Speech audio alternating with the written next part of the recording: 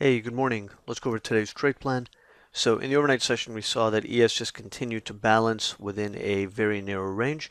Heading into the open, we have initial support at 76.75 to 79 quarter, and we're going to be using 75 quarter as the bull bear line in sand to establish our short-term bias. Now, ideally, if buyers are going to maintain control from yesterday's session, we want to see it holding above the initial support zone, and then that can be another base for a launch to higher prices. So as long as ES is holding the initial support zone, or worst case scenario, the 75 quarter level, buyers can maintain control, and we could be looking at a test of 86.75 to 87.75 and 89.5 to 91.5.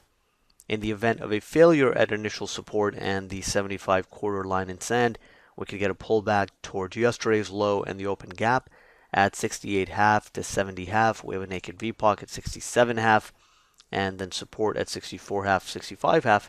And those are areas where we will have to assess the market in real time to determine if it's still worthwhile to enter long there. So because this market is still very balanced on the larger time frames, if we get a failure at 75 quarter and initial support, we just have to make sure there is sufficient reward to risk at the zones below. And if there isn't, then it means we have to skip that idea and wait for better location.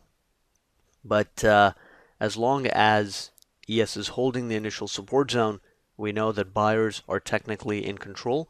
And given the lack of weakness in the Russell, and Russell is trading near its recent highs, if we're getting follow through in TF, then most likely ES is also going to break to the upside and test 86.75 to 87.75 and 89.5 to 91.5.